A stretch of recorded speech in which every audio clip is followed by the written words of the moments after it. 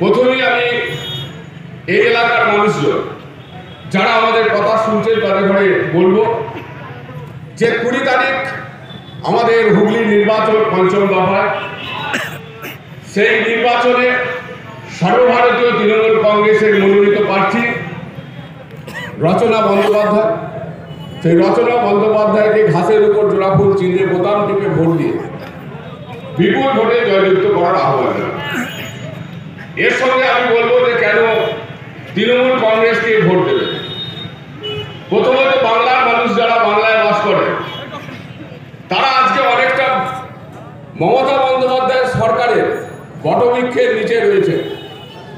সারা ভারতবর্ষের যদি দিকে তাকান তাহলে পরে যারা আজকে বিজেপিকে ভোট দিতে বলছে, যে সমস্ত রাজ্যে আজকে তাদের ডবল ইঞ্জিন সরকার চলছে, সেই সমস্ত রাজ্যের মানুষ আজকে সম্পূর্ণ বিজেপি থেকে মুখ ফিরিয়ে নিয়েছে। দ্বিতীয় দফা নির্বাচন হয়ে গেছে, বিজেপির প্রধানমন্ত্রী থেকে বাংলার যে নেতা নেত্রীরা তাদের রাজনৈতিক দলের তাদের প্রার্থীর পক্ষে প্রচার করছেন, যারা প্রথমেই স্লোগান তুলেছিলেন যে এবারে নির্বাচনে বিজেপি 400-র অধিক আসন নিয়ে বা 400 আসন নিয়ে সংখ্যাগরিষ্ঠতা লাভ করে ভারতবর্ষের রাজনীতিতে বসবে।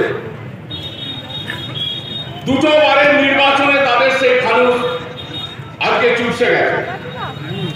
আজকে ভারতবর্ষের মতো গণতান্ত্রিক দেশ, সেই দেশের প্রধানমন্ত্রী নির্লজ্জের মতো একটা পার্টি লিডারের মতো বুকে পদ্ম ফুলের ছবি নিয়ে তিনি সারা ভারতবর্ষের একান্ত থেকে ওপান্ত ছুটে বেড়াচ্ছেন দলকে দেখাবার জন্য। আমরা নয় করে রাজনৈতিক দলের সঙ্গে প্রায় 25 থেকে 27 বছর যুক্ত।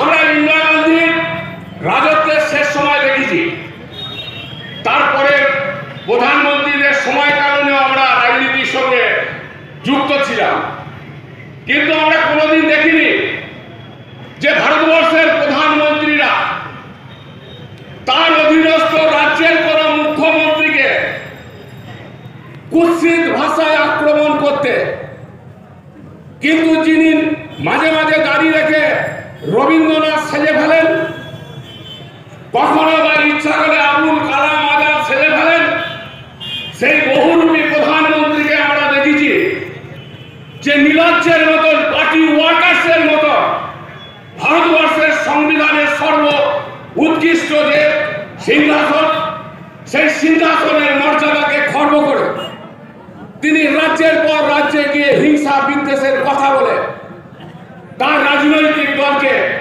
জিতিয়ে ভারতবর্ষকে আবার বিকলাঙ্গ করার জন্য তারা রাস্তায় নেমেছে।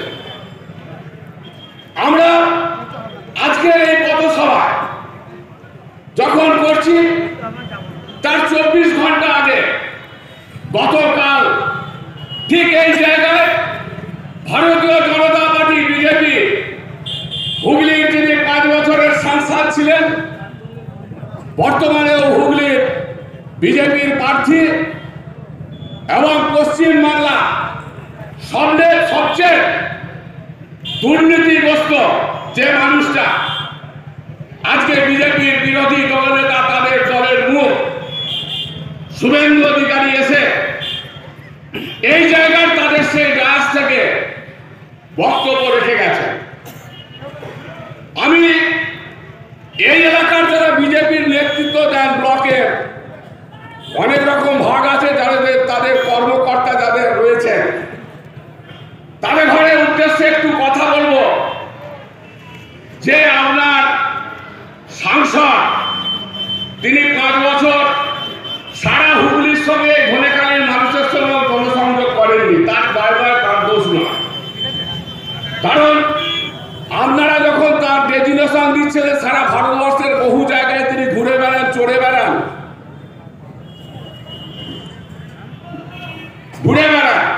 তাই তার পক্ষে নিজের এই বিধানসভা বা লোকসভা খোঁজ খবর রাখা সম্ভব হয়নি। কিন্তু আপনারা তার কানে তুলে দিলেন যে আমাদের এক উপপ্রধান 10/2 সঞ্জয় আহিরি তিনি নাকি পাশার প্রণো বাড়ি করেছেন এবং তৃণমূলের বিধায়ক, তৃণমূলের ব্লক সভাপতি, পঞ্চায়েত সমিতির সহায়তা যারা বিজেপির এই ব্লকের কর্মকর্তা আছেন তারাও তো রকেট চ্যাটার্জির মতন 5 বছর ঘুমিয়ে কাটান, আর নির্বাচন এলেই একবার গাগতরের ব্যথা ছাড়াবার জন্য রাস্তায় নেমে পড়ে। তাই তাদের কাছেও রাজনৈতিক এবং প্রশাসনিক যে খবরাখবর সেটা ঠিক ছিল না। শুনুন, ধনেখালি ব্লক তৃণমূল কংগ্রেস এবং ধনেখালির বিধায়ক অসীমা পাত্র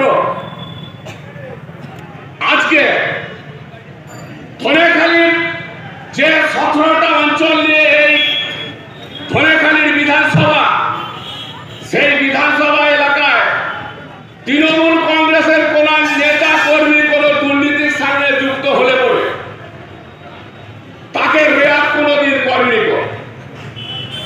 আপনারা নিশ্চয় দেখেছেন যে আমাদের বহু নেতৃত্ব যাদের ঘরে আমরা আজকে আমাদের খেলার মাঠের বাইরের সাইড লাইনেতে তাদের ঘরে রিজার্ভমেন্টেও স্থান নেই। তার কারণ এলাকার মানুষের কাছে যাদের মুখ খারাপ হয়, যে তৃণমূল নেতা কর্মীর বিরুদ্ধে সাধারণ মানুষ আঙুল তোলে, ব্লক তৃণমূল কংগ্রেস তার সত্য মিথ্য যাচাই করে যদি দেখে যে প্রকৃত তিনি দোষের দোষী, তাহলে পরে সসম্মানে তাকে দল থেকে বিতাড়িত করার ব্যবস্থা করে। আপনারা জানতেন না যে পঞ্চায়েত নির্বাচনের পর 10 ঘরের সাধারণ মানুষের কাছ থেকে একাধিক অভিযোগ ধনেখালির বিধায়কের কাছে জমা পড়েছিল। সেই অভিযোগগুলো বিধায়ক সেই এলাকার তৃণমূল কংগ্রেসের কর্মী এবং সাধারণ মানুষের সঙ্গে যাচাই করে যখন জানতে পারেন যে সঞ্জয় আহিরি বাজারের উপর যে 2 তলা বাড়িটা রয়েছে সেটা 1 নম্বর খতিয়ান অর্থাৎ সরকারের জায়গায় সে করেছে, সঙ্গে সঙ্গে ধনেখালি পঞ্চায়েত সমিতির নির্দেশে হুগলির জেলা শাসক সেই 1 নম্বর খতিয়ানের জায়গা যেটা সে পাট্টা নিয়েছিল সেই পাট্টাকে রিভিউ করে গভর্নমেন্টের হাতে আবার সেই জায়গা তুলে নিয়েছে। এবং আজকের এই সভা থেকে বিজেপির সেই কর্মকর্তাদের ঘরে জানিয়ে দিয়ে যাচ্ছি আমরা যে নির্বাচন শেষ হলে এই বিল্ডিং এর আমরা নিলাম করব এবং উপযুক্ত মালিকানায় যারা সেই টাকা দিয়ে কিনবে সেই জায়গায় তাদের হাতে সেটা পঞ্চায়েত তুলে দিয়ে পঞ্চায়েত আগামী দিন তার নিয়ন্ত্রণে সেই বিল্ডিং ভাড়া হিসাবে দেবে। আপনার নেতা নেত্রীদের ঘরে কেন ভুল কথা বলে ভুল পথে পরিচালনা করে এলাকার বাজার গরম করতে যান? দেখুন, ন্যূনতম সংগঠন থাকতে হয় তবে রাজনীতিতে নির্বাচন বৈতরণী পার হওয়া যায়। 4 গাছা লোক নিয়ে এলাকার মানুষের কাছে মিথ্যে কথা বলে আর যাই হোক নির্বাচন যেটা অন্তত যাবে না, নিজেদের আখের গোছানো যেতে পারে।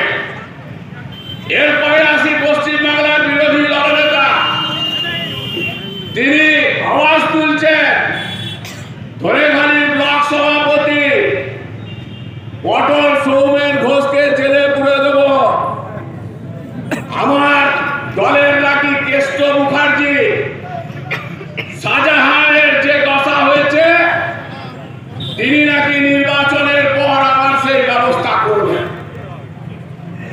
কেষ্টমণ্ডল। তার প্রথম বলি যে কেষ্টমণ্ডল আমার পিতৃতুল্য মানুষ। তিনি বীরভূম জেলার সভাপতি ছিলেন। তার সুরুচি টুকটাক ব্যবসাও ছিল। সেই ব্যবসায় যদি কোনো রকম সংগতি না থাকে তাহলে আইন তার মতন ব্যবস্থা। দ্বিতীয় যে নামটা বলেছেন শাহজাহান, সন্দেশখালী। শাহজাহান তৃণমূল করত, আপনিও একটা সময় তৃণমূলের নেতা ছিলেন, মমতা সরকারের 8টা দপ্তরের মন্ত্রী ছিলেন, 4টে জেলার অবজারভার ছিলেন। আমি বলছি না আপনার মেদিনীপুরে গিয়ে মার্ক্সবাদী কমিউনিস্ট পার্টির নেতারা ছবি তুলে দেখাচ্ছে, রঙিন ছবি তুলে দেখাচ্ছে যে শাহজাহানের সঙ্গে আপনার গদগদ মাখো মাখো একত্রিত ছবি। তা হঠাৎ কি হলো? শাহজাহানের উদ্ধতি তুলতে হচ্ছে পটলকে জেলে পড়ার জন্য। আপনার কথায় সায় দিয়ে বিজেপির ওয়াশিং মেশিনে ঢুকে আজকে চোর চুরি থেকে সে সম্মত না হয়ে তৃণমূল করার জন্য তার নাম উদ্ধৃত করতে হচ্ছে। আজকে যদি শাহজাহান কোনো দুর্নীতি করে থাকে, শাহজাহান কোনো যদি অন্যায় করে থাকে, জমি দখল করে থাকে, তার সিবিআই, ইডি, এনআইএ দিয়ে যে কাজ হচ্ছে, ভারতবর্ষের সরকারের হাতে থাকা যে এজেন্সিগুলো দিয়ে এই তার তদন্ত হচ্ছে, সেই তদন্তকারী সংস্থাগুলি যদি নিরপেক্ষ হতো তাহলে পটল জেলে ঢোকার আগে শুভেন্দু অধিকারীকে জেলে ঢুকতে হতো। তার কারণ পটলের সঙ্গে শাহজাহানের সম্পর্ক নেই, ছবি নেই, কিন্তু শুভেন্দু অধিকারীর সঙ্গে মাখো মাখো ছবিটা মার্ক্সবাদী কমিউনিস্ট পার্টির নেতৃত্ব তমলুকের সভা থেকে দেখিয়ে দিয়েছে। আজকে দেখতে পাচ্ছেন না হাইকোর্ট কি রায় দেবে? শুভেন্দু আগের দিন বলে দেয় আপনার বাড়িতে কাল ইডি সিবিআই যাবে কিনা, শুভেন্দু অধিকারী বলে দেয়। আজকে দুর্নীতির কথা বলছে বিজেপির সরকার, বিজেপির নেতারা। 2016 সালে বিধানসভা নির্বাচনের আগের মুহূর্তের কথা মনে আছে?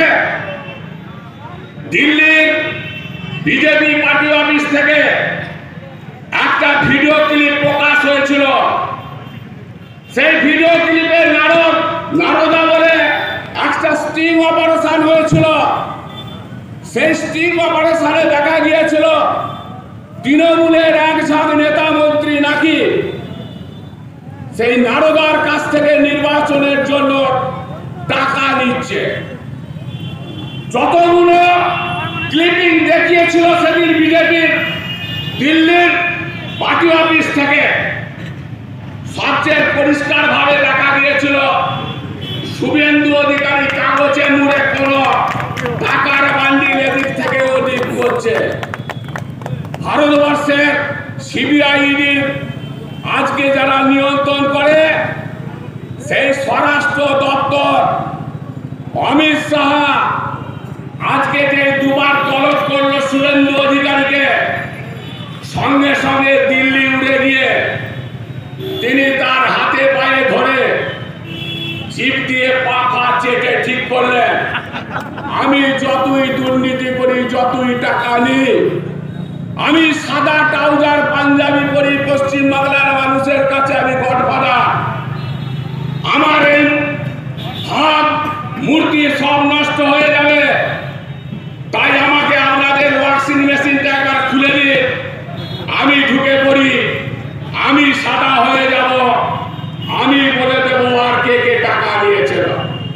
এই শর্তে সেদিন শুভেন্দু অধিকারী বিজেপিতে জয়েন করলেন। সেই স্টিং অপারেশনে পশ্চিম বাংলার তৃণমূল কংগ্রেসের আর নেতাদের ঘরে ডাকা হোক, ভারতবর্ষের সিবিআই নামক এজেন্সি কোনোদিন প্রয়োজন মনে করেনি যে সেই স্টিং অপারেশনে শুভেন্দু অধিকারীকে একবার তৃতীয়বারের জন্য ডেকে পাঠায়। আবার আজকের দিনে তার যে বন্ধু কলকাতা হাইকোর্টের বিচারপতি পশ্চিম বাংলার বহু মানুষের কাছে ভগবান রূপ নিয়ে নিয়েছিল, সেই ভগবান রূপী শয়তান বিজেপির প্রার্থী তিনি আবার তার পক্ষে সওয়াল করে বলছেন কাগজে মুড়ে যেটা নিয়েছে সেটা টাকাকে বললো মদের বোতল তো হতে পারে। তাহলে বুঝুন আজকে শুভেন্দু অধিকারী কাগজে মুড়ে নিলে সেটা টাকার জায়গা মদের বোতল হতে পারে, আর বাকি যারা নিয়েছে তাদের ছবি থাক না থাক দুদিন অন্তর তাদের বাড়িতে হুঁটো দিচ্ছে সিবিআই, বলছে হয় শুভেন্দুর মতন আমাদেরকে না ওয়াশিং মেশিনে ঢুকে বলো, না হলে কিন্তু তোমার পরিত্রাণ নেই। আজকে সারা বাংলাতে শুধু ভয়ের পরিবেশ তৈরি করা হয়েছে। 2019 সালের নির্বাচনে, লোকসভা নির্বাচন, সেদিন এই ভারতীয় জনতা পার্টির কথায় এই বাংলার মানুষ আজকে ভুল করে 18টা লোকসভা কেন্দ্র থেকে বিজেপির সাংসদদের ঘরে জিতিয়ে পাঠিয়েছিল। তারা ভেবেছিল দিল্লিতে যেহেতু বিজেপি সরকার রয়েছে, এই 18 জন সাংসদকে হয়তো তৃণমূলের সংসদদের চেয়ে আরো বেশি গলা ফাটিয়ে বাংলার মানুষের জন্য, আমার বিধানসভার জন্য, এই হুগলি লোকসভার জন্য নতুন সংসদ অনেক কিছু উন্নয়নের রাস্তা খুলে দেবে। কিন্তু তারা বুঝতে পেরেছিল অচিরে যে 2019-এ জেতাবার পরই মরণরোগ করোনায় আক্রান্ত হওয়ার সঙ্গে সঙ্গে লকেট দেবী কিন্তু হুগলিতে একদিন মাটি পাড় একদিনের জন্য রাখে নিল। সেই জায়গা থেকে এই হুগলির মানুষ বুঝতে শিখেছিল যে আর যাই হোক এলাকার বিধায়ক অসীমা পাত্র তার সাধ্যের বোতল সামগ্রী নিয়ে আজকে এলাকায় এলাকায় ঘুরে মানুষের পাশে দাঁড়াবার ব্যবস্থা করেছে। জয় জোহার প্রকল্পের সূচনা হয়েছিল করোনা কালে, আজকে এসসি এসটি পাড়ায় ঘুরে তৃণমূল কংগ্রেসের কর্মীরা সেই মানুষ 60 ঊর্ধ্ব মানুষগুলোকে খুঁজে 1000 টাকা করে পেনশন দেওয়ার ব্যবস্থা করে দিয়েছিল। কিন্তু ছোট বড় বাজারি বড় নেতা কোন বিজেপির দাদাকে দেখা যায়নি এলাকায়। তাই 2021-এ আবার সহ মহিমায় মমতা বন্দ্যোপাধ্যায়ের তৃতীয়বারের সরকার গঠন হয়েছিল। বসা হয়েছে দিল্লি 18 জন সাংসদ আপনাদের কথা বলছে না, তারা বলছে 100 দিনের কাজ বন্ধ করে দাও, টাকা দিতে হবে না বাংলার মানুষকে। তারা বলছে ঘর দেওয়া যাবে না বাংলার মানুষকে, যদি 100 দিনের কাজ দাও, যদি বাংলার আবাস যোজনায় পয়সা দাও, তাহলে পরে বাংলার মানুষ মমতা বন্দ্যোপাধ্যায়কে জিতিয়ে নিয়ে আসবে। আমি বলবো আহার মুখের দল আজকে ভারতবর্ষের গণতন্ত্রে, আজকে ভারতবর্ষের সংবিধানকে সাক্ষী রেখে যে মানুষটা নির্বাচিত হয়ে ভারতবর্ষের পার্লামেন্টে আজকে শপথ গ্রহণ করলো যে ভারতবাসী হিসেবে আমি আমার এলাকার মানুষের উন্নয়নেতে ব্রতী হব, সেই সংসদে ভারতবর্ষের পার্লামেন্টে দাঁড়িয়ে উল্টো কথা বলছে যে বাংলার মানুষকে পয়সা দেওয়া যাবে না, এদের ঘরে ভাগে মারতে হবে। আজকে সে বিষয়ে বহু আন্দোলন হয়েছে, সর্বশেষ আপনাদের ঘরে সেই টাকা মমতা বন্দ্যোপাধ্যায়ের সরকার তুলে দেওয়ার ব্যবস্থা করেছে। 100 দিনের কাজ আজকে তুলে দিয়েছে বাংলার সরকার, নতুন প্রকল্পের সূচনা করেছে। নির্বাচন শেষ হবে, সবুজ আবির মাখা শেষ করে 100 দিনের বিকল্প কাজেতে নতুন করে এলাকার মানুষকে নিয়ে আবার কর্মযজ্ঞে আমরা সামিল হব। আজকে নির্বাচন এসে গেছে, এই হুগলির যিনি প্রার্থী বিজেপি, তিনি দেখবেন বড় বড় ফ্লেক্স লাগিয়েছে লম্বা, তাতে তার ঠিকুজি পুষ্টি দিয়ে আছে 5 বছরে তিনি করেছে। আপনারা যারা দাঁড়িয়ে আছে তারা হয়তো তৃণমূলের কর্মী সমর্থক। আমি তাই বলি, আমার মাইকের আওয়াজ যাদের কানে যাচ্ছে, যারা এলাকার সাধারণ একজন ভোটার, তাদের কাছে প্রশ্ন করি, 5 বছরে আপনার এলাকায় লকেট চ্যাটার্জির নামাঙ্কিত কোন ফলক আপনি দেখতে পেয়েছেন? কিন্তু একজন সাংসদ ভারতবর্ষের নিয়ম অনুযায়ী প্রত্যেকটা বছর তার এলাকার উন্নয়নের জন্য 5 কোটি টাকা পান, অর্থাৎ 5 বছরে তিনি 25 কোটি টাকা দিল্লির কাছ থেকে পেয়েছেন। তাহলে এই ধনেখালির মানুষজন, তাদের কাছে প্রশ্ন, যদি 5 কোটি করে টাকা পান, 7টা বিধানসভা হলে কম বেশি 80 লক্ষ টাকা একটা বিধানসভার উন্নয়ন হবে। আপনারা আমাকে বলুন, কোন এলাকায় দেখতে পেয়েছেন যে লকেট চ্যাটার্জি ফলক লাগানো কোন একটা উন্নয়নের কাজ? তিনি আজকে বলছেন যখন নির্বাচন এসেছে, ঠিক খেয়েছে, তখন তিনি বলছেন অনুমোদন হয়েছে, রাজ্য সরকার করতে দিচ্ছে না। ভাই, আমাদেরও তো বিধায়ক রয়েছে, 70 লক্ষ করে টাকা পায়। যদি নির্বাচনের আগের দিন বলে অসীমা পাত্র যে আমার টাকা আমি কাজ করতে পারিনি, আপনার কি মনে হবে যে সেই বিধায়কটা প্রকৃতপক্ষে অ্যাক্টিভ ছিল না ইনঅ্যাক্টিভ ছিল? আজকে যদি এলাকার মানুষের সঙ্গে সংযোগ থাকে, তাহলে পরে তার এলাকা উন্নয়নের অর্থ খরচ হয়ে যাওয়ার কথা। কিন্তু খুব পরিষ্কার দেখা যাচ্ছে যে 5টা বছর এলাকার সাধারণ মানুষ নয়, তার পার্টি ওয়ার্কার্সদের সঙ্গে তার ন্যূনতম সম্পর্ক না থাকার জন্য আজকে তার কেবলমাত্র